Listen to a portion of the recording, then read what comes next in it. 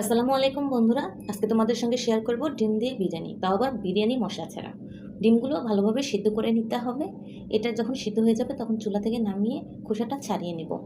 আরেকটা কড়াই দিয়ে দিব কিছুটা পরিমাণে সয়াবিন তেল। তেল দেওয়া হয়ে গেলে তেলটা যখন গরম হয়ে আসবে তখন দিয়ে দিব কুচনো পেঁয়াজ কুচি। পেঁয়াজের পরিমাণটা একটু বেশি দিলাম। দিয়ে দিব স্বাদ মতো একটু লবণ। এটাকে আমি বেরেস্তা করে উঠিয়ে রাখবো। এই বেরেস্তায় যতটুকু কালার চান ঠিক তার আগ মুহূর্তে কিন্তু তুলে নিতে হবে, কারণ বেরেস্তাটা ঠান্ডা হয়ে গেলে কিন্তু কালারটা একটু আসে। এ পর্যায়ে আমার পারফেক্টলি একটা বেরেস্তার কালার চলে এসেছে। এখন সেই তেলে দিয়ে দিব আরও কিছুটা পরিমাণে পেঁয়াজ কুচি, দিয়ে দিব 3টা তেজপাতা, এটাকে আমি কেটে নিয়েছি। এ পর্যন্ত কালার চলে আসলে দিয়ে দিব বাটা মশলা। এখানে দিয়ে দিয়েছি রসুন বাটা, আদা বাটা, পেঁয়াজ বাটা, জিরা বাটা। এই সমস্ত মশলাগুলোকে এখন আমি কষিয়ে নেব। 2 মিনিটের মতো এটাকে কষিয়ে নিতে হবে। 2 মিনিট পরে এটাকে এখন আমি দিয়ে দিব কিছুটা পরিমাণে পানি। এখন এটাতে অ্যাড করব গুঁড়ো মশলা। প্রথমে দিয়ে দিব 3টা কাঁচামরিচ যাতে ফ্লেভারটা ভালো আসে। দিয়ে দিব 1 চামচের মতো হলুদ গুঁড়ো, হাফ চামচের মতো শুকনো মরিচের গুঁড়ো।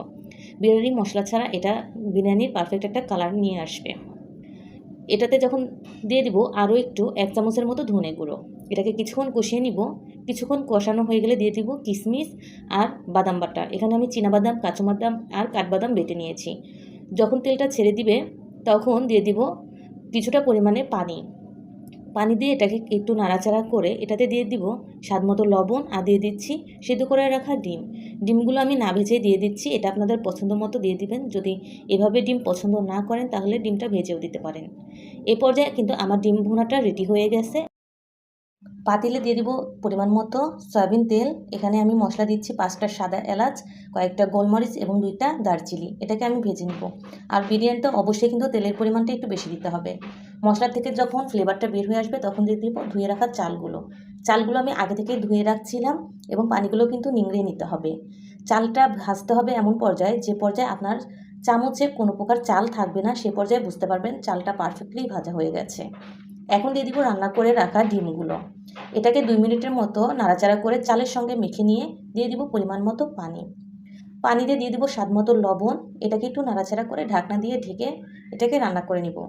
কিছুক্ষণ পরে পানিটা যখন বলক চলে আসবে তখন দিয়ে দিব গুঁড়ো দুধ। ঢাকনা দিয়ে ঢেকে এটাকে রান্না করে নিব। তো ভিডিওটা কেমন লেগেছে অবশ্যই কমেন্টে জানাবে এবং ভালো লাগলে লাইক করবে আর সাবস্ক্রাইব করে আমার চ্যানেলে পাশে থাকবে। এ পর্যায়ে পানি কিন্তু আমার আছে, যে পর্যায়ে আমার সম্পূর্ণ পানি কিন্তু শুকিয়ে যাবে সে পর্যায়ে দিয়ে দিব বেরেস্তা। বেরেস্তা দিয়ে এটাকে আমি 15 থেকে 20 মিনিটের মতো দমে রেখে দিব।